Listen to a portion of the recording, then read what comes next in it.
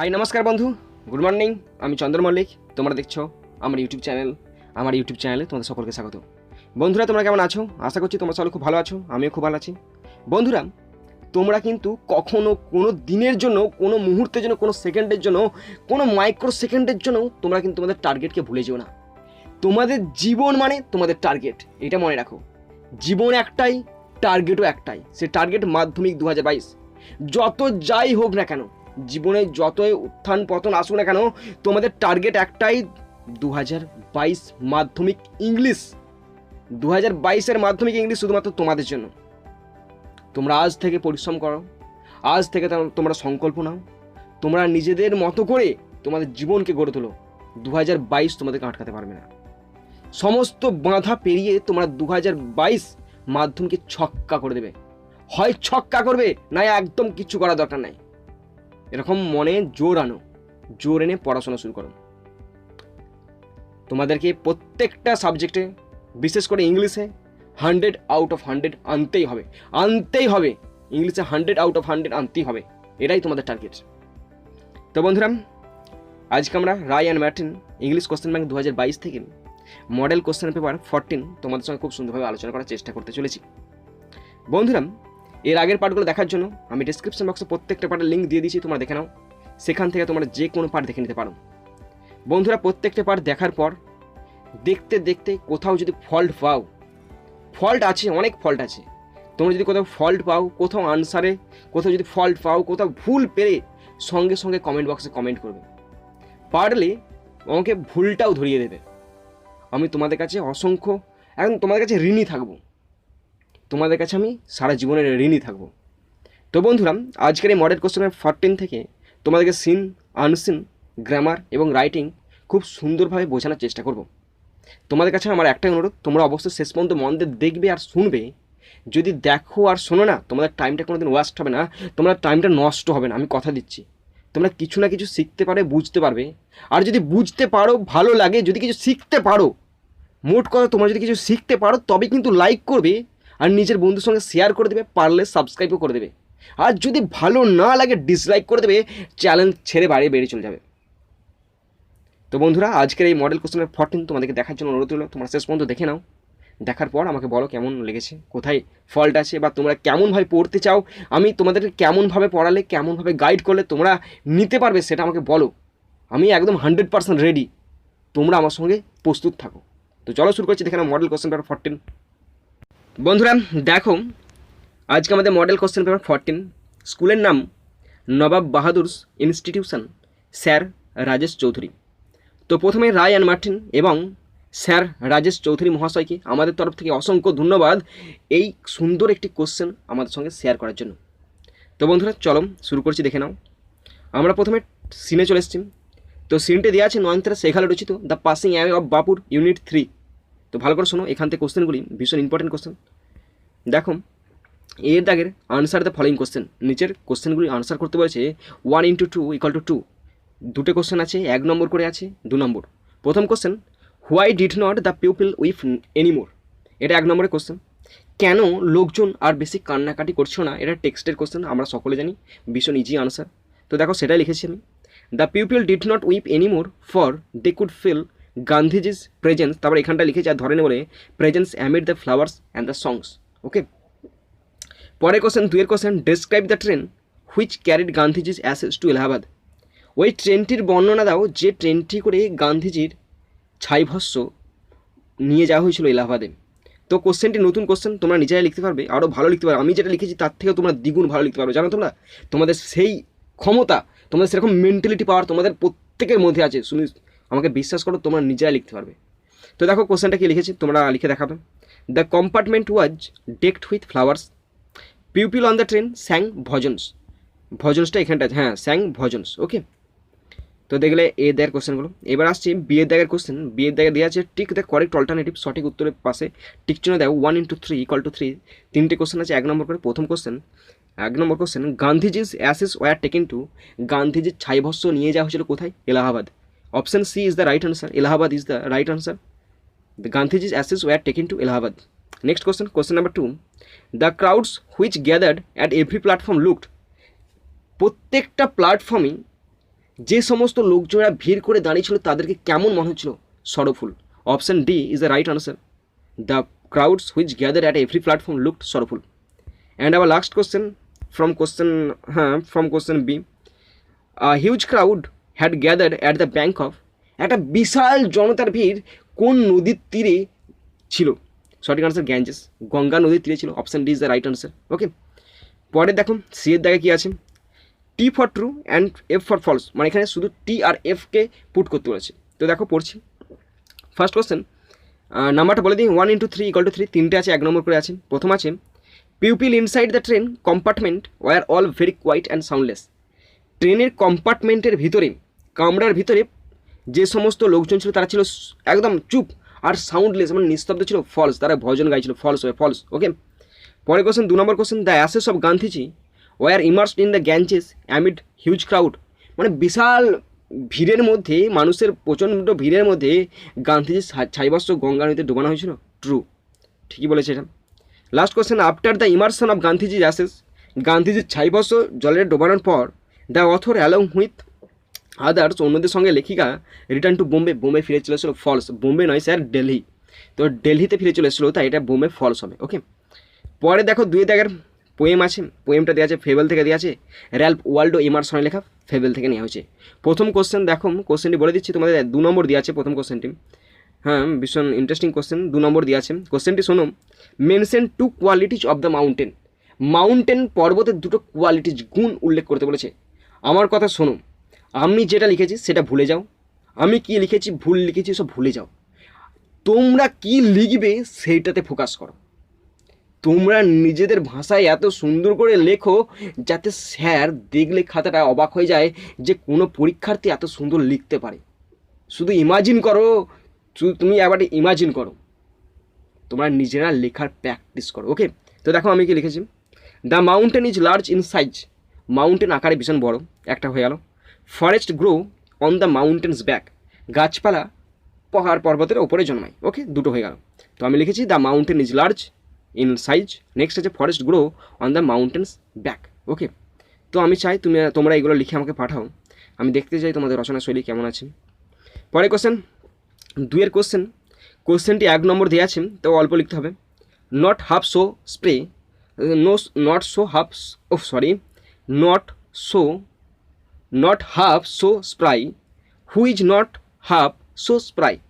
কে এতটা অর্ধেকও ছটপটে প্রাণবন্ত নয়। সঠিক answer mountain. The mountain is not half so spry. The mountain is not half so spry.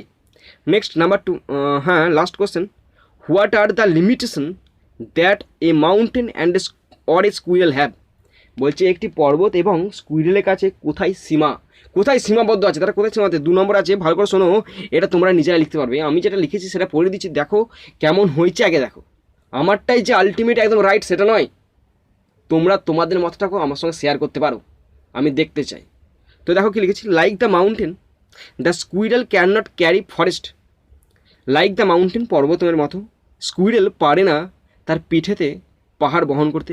Not the mountain can crack the nut like the little creature.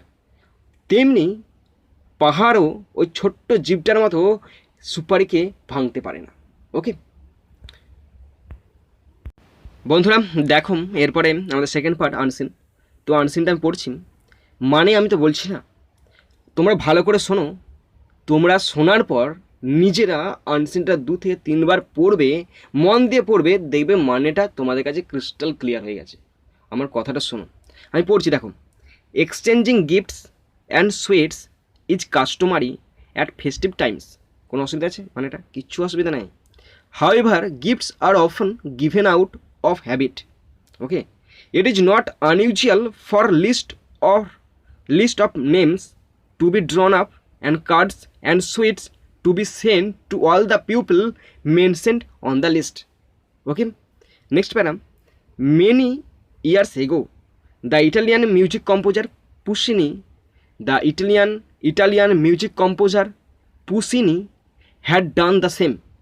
He had placed a standing order with the best bakery in the city, asking that a fruit cake be sent to each of his friends on Christmas. One year, Puccini quarreled with his friend, the orchestra conductor Toscanini. The quarrel went on for months, and when Christmas arrived, Puccini suddenly remembered that a cake would be sent to Toscanini on his behalf.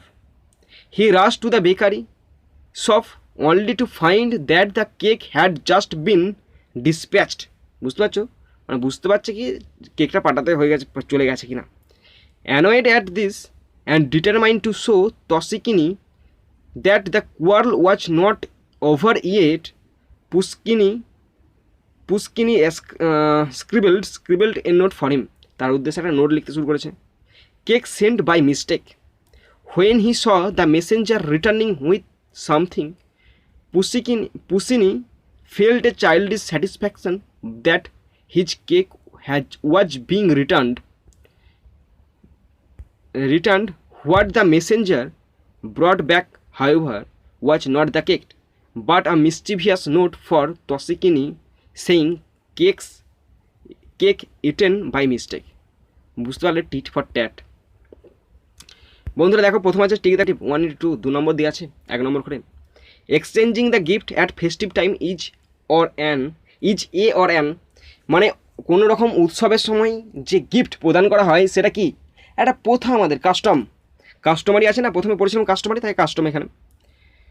Next দেখো, টসিকিনি লিখেছিল cake eaten by mistake because, টসকিনি লিখেছিল যে ভুল করে কেকটা খাওয়া হয়ে গেছে। এর অর্থ কি? এর অর্থ he wanted to give an appropriate reply to পুস্কিনি, কারণ সে পুস্কিনিকে একটি যথাযথ উত্তর দিতে চেয়েছিল। He wanted to give an appropriate reply to পুস্কিনি, কারণ সে পুস্কিনিকে একটি যথাযথ উত্তর দিতে চেয়েছিল।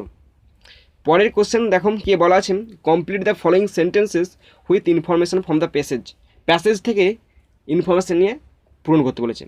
1 into 3, 3টে কোশ্চেন আছে 1 নম্বর করে। প্রথম কোশ্চেন পড়ছি, পুচিকিনি placed a standing over with the best bakery in the city asking that a, তারপর আর ধরেনি বলে আমি এখানে লিখেছি that a fruit cake be sent to each of his friend on Christmas.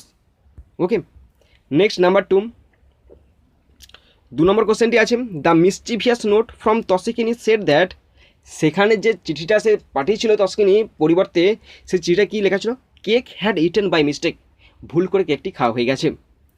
The flavour of the cake that পুচকিনি sent to his friend, কিসের flavour ছিল, ফ্রুট কেক ছিল, তার মানে ওয়াজ অফ ফ্রুট ফ্লেভার, মানে ফলের স্বাদ ছিল, ফ্রুট ফ্লেভার মানে ফলের স্বাদ ছিল। আর একটা কোশ্চেন দেওয়া আছে, কোশ্চেনটা দেখো 2 নম্বর দেওয়া আছে কোশ্চেনটাতে। কোশ্চেনটি বলা আছে, হাউ ডিড পুচকিনি with his friend on Christmas, কীভাবে সে ক্রিসমাসে তার বন্ধুদেরকে উইশ করেছিল। পুচকিনি had placed a standing order with the best bakery in the city asking that a fruit cake be sent to each of his friend on Christmas. ক্রিসমাসে সে বন্ধুদেরকে, প্রত্যেকজন বন্ধুকে কেক পাঠিয়ে উইশ করেছিল। ওকে, তো দেখো বন্ধুরা, এরপরে গ্রামারগুলো আছে, গ্রামারগুলো তোমার সঙ্গে আলোচনা করে দিই আগে। দেখো গ্রামার আছে দিলাম, তো গ্রামার ক্ষেত্রে বলে রাখি, যদি কিছু গ্রামারের ফল্ট আসে না, তোমরা আমাকে বলবে, কিন্তু আমার মনে হচ্ছে একটা ভুল যেতে পারে এখানে, তোমরা ভালো করে দেখবে, ভুল যাবে 4-এর এই ন্যারেশনটা ভুল যেতে পারে, বুঝতে পারলে? তোমাদের বলে দিলাম আগে থেকে, যদি ভুল যাই বলবে। এইটা দুভাবে করা যায়, আমি যেভাবে করেছি সেটা ঠিক আছে নাকি দেখবে, বা তোমরা যদি মনে হয় ভুল আছে তাহলে ভুল, আমি বলছি না যে ঠিক আছে, যদি ভুল থাকে তাহলে ভুল, তোমরা বলবে কোথায় ভুল আছে, আমি মেনে নেবো একদম। তো দেখো, ডু অ্যাজ ডাইরেক্টেড 2 into 5 = 10, 5টা আছে, 2 নম্বর কাজ আছে, ভাবো ভীষণ ইম্পর্টেন্ট কিন্তু। প্রথম আছে, he found the room locked, change the voice change করতে বলেছেন, তো the room was found locked by him. Okay, কিছু নাই, এটা আরবার এটা রিপিট হলো, এটা আর একটা অন্য একটা স্কুলে পড়েছিল, দেখেছিলাম আগে, আলোচনা করে দিয়েছি, দেখো তোমরা। 2-এটা বলেছে, I speak the truth, I am not afraid of it, simple sentence করতে বলেছে। তাহলে I am not afraid of speaking truth, আমি সত্য কথা বলতে ভয় পাই না, I am not afraid of speaking truth, এটা একদম ভীষণ ভীষণ জিনিস, একদম খুব সুন্দর দিয়েছে। ওকে, তারপরে দেখো 3-এর টার্ম,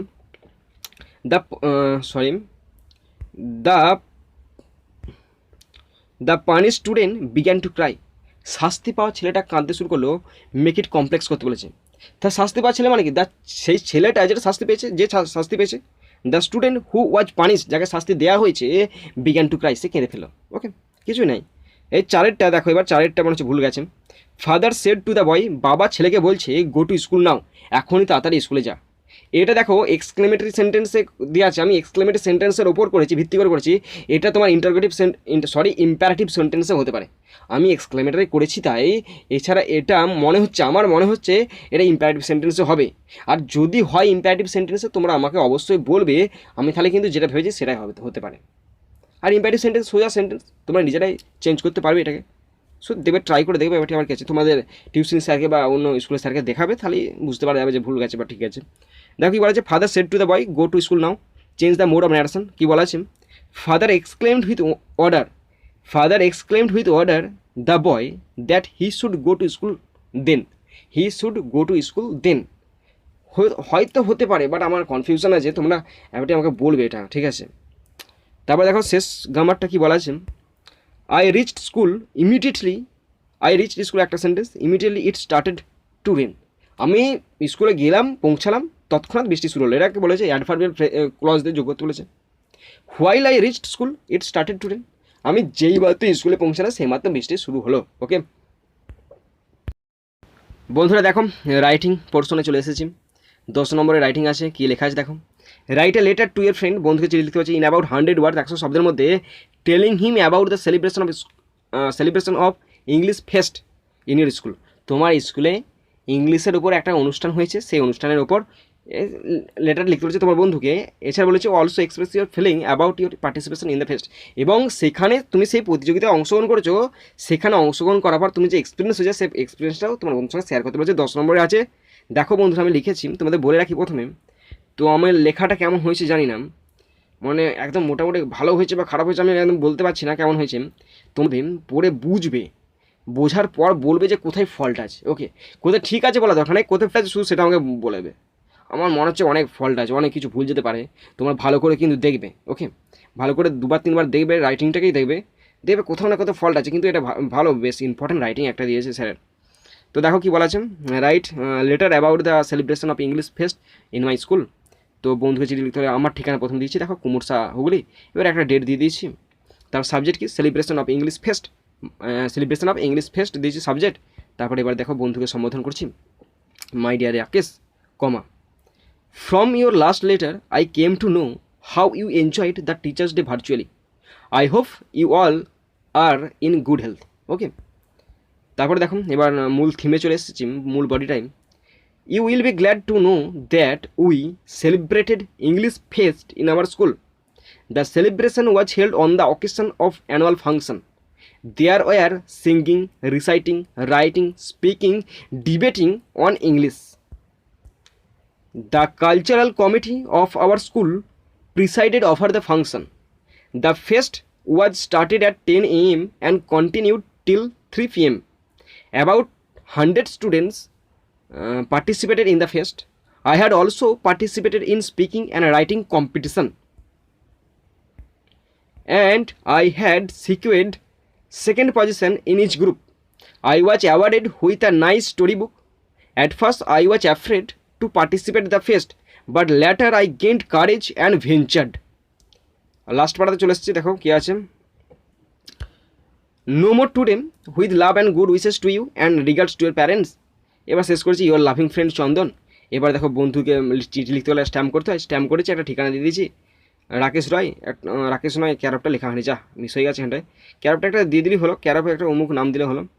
তারপরে Salt Lake, DC block sector, Kolkata. Okay, তো বন্ধুরা আমার কনফিউশন আছে, এই একটা কোশ্চেনে একটা গ্রামার প্লাস তোমার এই রাইটিংটা নিয়ে ভীষণ আমার চিন্তা আছে।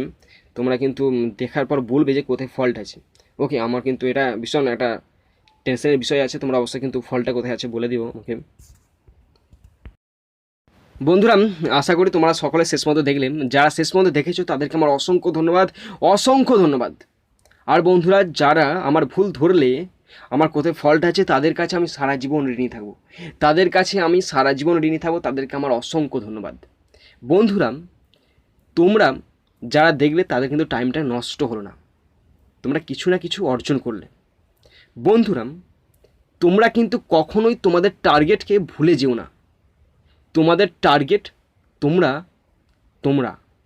তোমাদের টার্গেট তোমরা নিজেরা, এটা মনে রাখো, নিজে ঠিক থাকো, টার্গেট ঠিক থাকবে। তোমাদের টার্গেট 2022 মাধ্যমিক 100 আউট অফ 100। তো বন্ধুরা এখানেই শেষ করছি ভিডিওটি। সুন্দর থাকবে, সুস্থ থাকবে, টেক কেয়ার, থ্যাংক ইউ, জয় হিন্দ, বন্দে মাতারাম।